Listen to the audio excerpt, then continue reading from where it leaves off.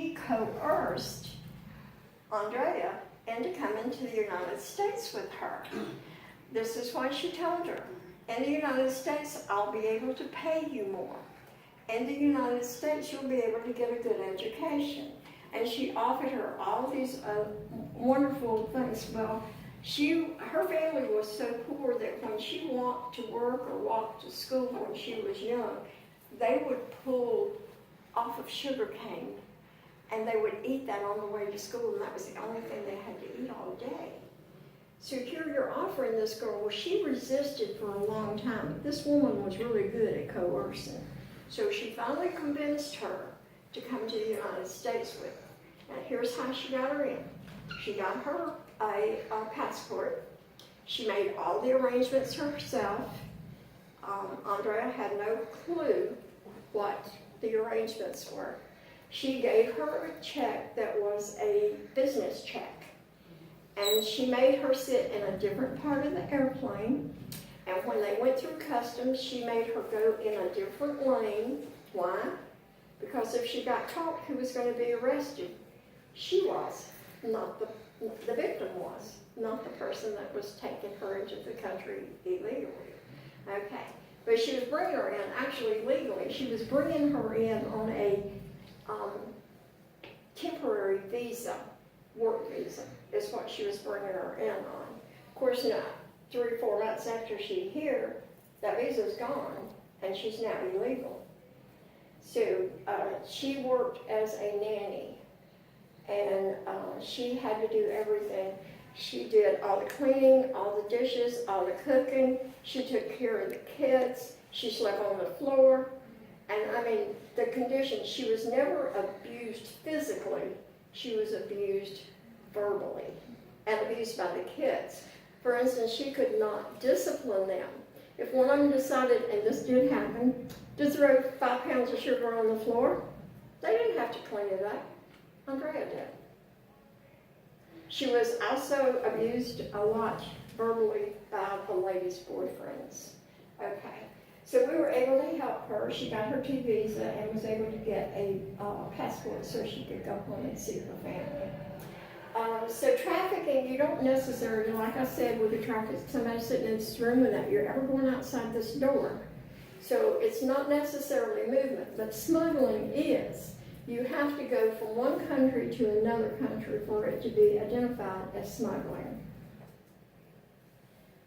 So there's always movement, it's always international.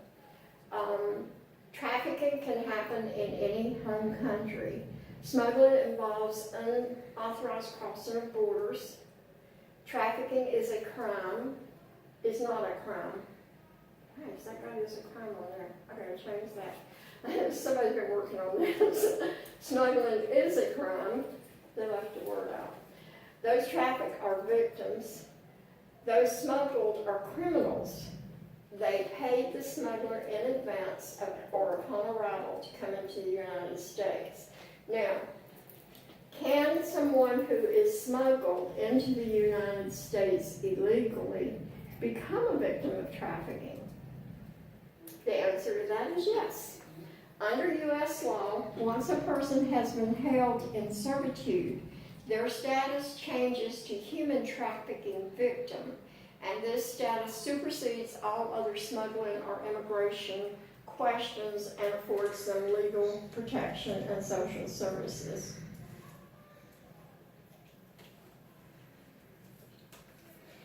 Okay, so what exactly is human trafficking?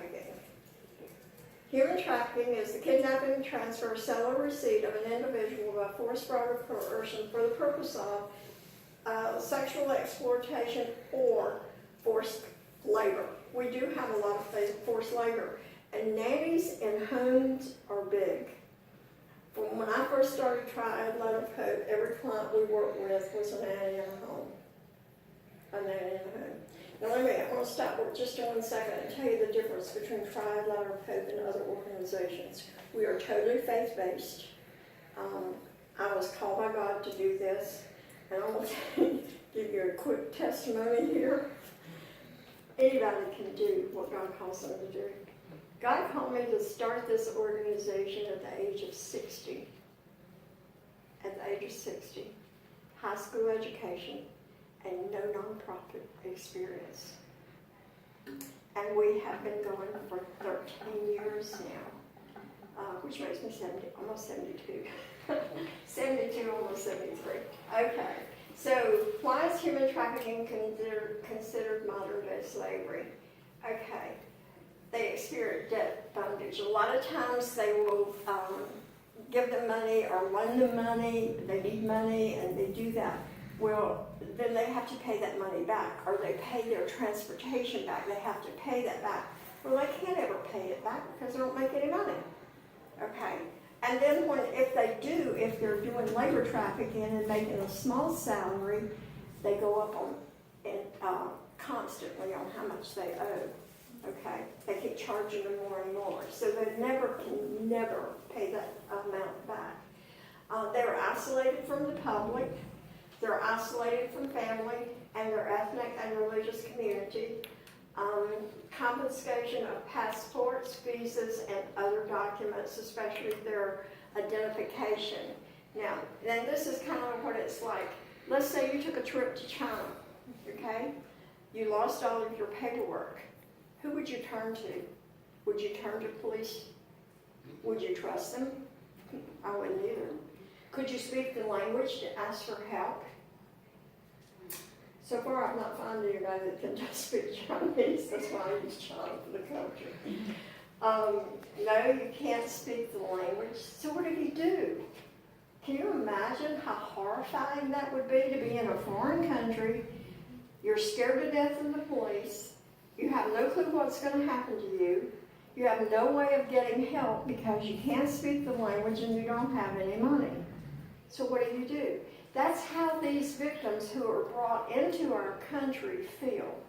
Their paperwork's been taken away from them. They do not know the language. They don't know our laws. They don't know their rights. And so they're just stuck without being able to get out, except for people like us. Now, here's the difference between Triad, Lateral and other organizations. We do not accept any state or federal funding. It has been offered to us, and we turned it down. Because we fully believe that God has called us to do this, and this is what He wants His church to do. It's not the government's responsibility. It's our responsibility to get in there and help these people. So we're totally privately funded. And until 2 years ago, we never even did a fundraiser at all. But God kept us on target, and He provided for us constantly. I remember I worked the first 5 or 6 years with no pay. When the board decided they were going to give me a salary, I looked at them and I'm like, we don't have that kind of money. We stepped out in faith. I haven't missed a check yet. And not only that, I was working 50 hours a week. So 2 years ago, I looked at the board members and I said, we've got to hire a director. I cannot keep doing this. Okay? So they said, they kept dragging us, dragging our feet. I came in at one meeting and I said, we are hiring Mitzi as our director. I overruled them. They said, we don't have that kind of money and coming in or committed every month. We still don't have that money committed every month. She gets a check every month, I get a check every month. God provides for us. He provides for us. Yeah, we have a lot of needs that we would like to see done. One is a safe house, and I'll talk a little bit about that. So they take away all of their paperwork, and that's the reason the girl I went to church with, she couldn't leave because the woman wouldn't give her her paperwork, and she's now illegal. We helped her. And like I said, she went home this summer.